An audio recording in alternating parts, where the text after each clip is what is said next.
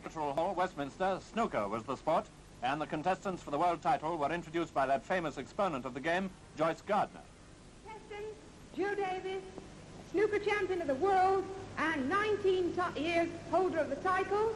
His opponent, Horace Lindrum, a snooker champion of Australia and 15 years holder of that title. Davis won the toss, then Lindrum and our newsreel cameras got to work. Joe Davis in action. The match for the world title was to be the longest encounter of its kind ever played.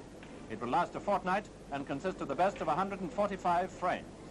There was a capacity house of 1,300 at the opening. Horace Lindrum again. The more you play snooker yourself, the more you'll appreciate these artists.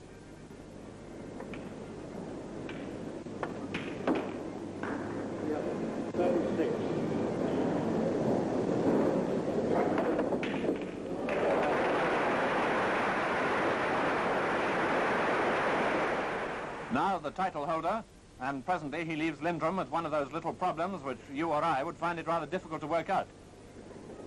Here it is, on the pink, snookered behind the black. 56-41. They'd already had a long session when they played their special game for the newsreels, and here's something extra special as a finale. Joe Davis instigated the World Championship, bought the trophy out of the winner's purse and proceeded to win it for 20 successive years. His authority was almost unchallenged, and among the opponents who fell to him, his own brother, Fred. The great snooker battle in London was a pretty hot affair between Fred, here seen in action, and his elder brother. Fred certainly made Joe look to his laurels, but the world champion is still unbeatable, and he won the deciding game with a break of 101, incidentally his 112th snooker century.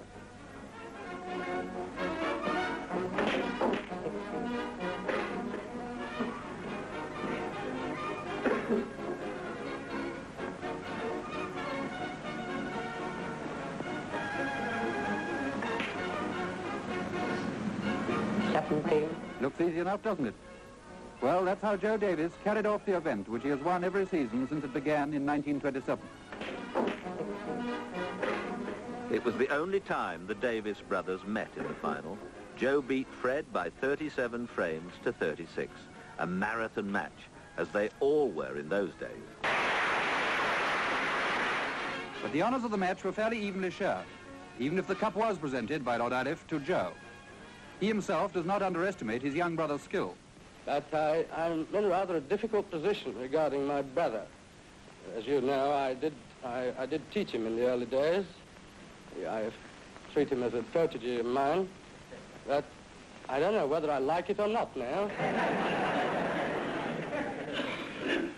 When he's playing very well against all these other players, of course, I love it, and I tell everybody how I taught him and all the rest of it. But when I'm opposed to him, I sometimes wonder whether I did the right thing. And for another year, at any rate, I'm pretty safe, and it may be for the duration of the war, because Fred next month is due to register for the army, so that might keep him quiet for a while.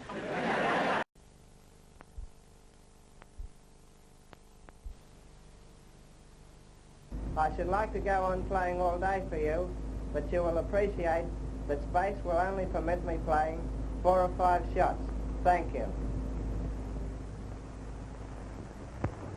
The massage stroke is a very useful shot to pot a ball when the balls are under cover.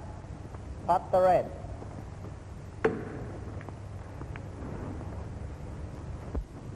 With the balls in line, a useful stroke to make a cannon twice around the table.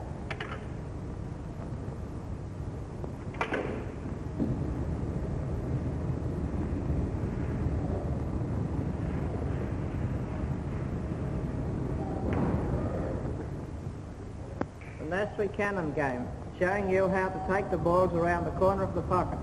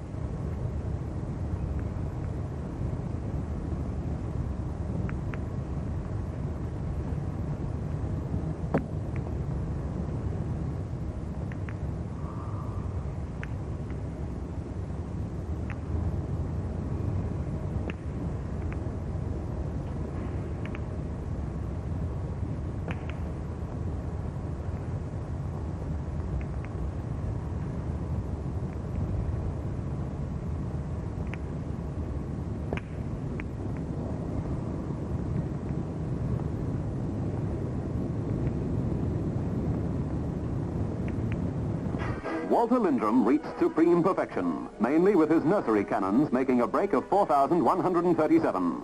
The English Billiards Association altered the rules, limiting nursery cannons to 15. Lindrum promptly set up a new world record. It was another story of Dave of the Queue. The one and only Walter Lindrum was a knockout. And what a warrior he was during those war years. He fired cannons by the thousand, nursery cannons, and thousands paid to see him do it.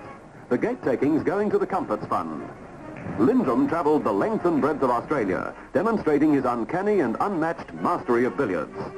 In Melbourne on July 31st, 1940, Lindrum competed in a match against his brother Fred, lasting 2 hours and 28 minutes, with only one spell.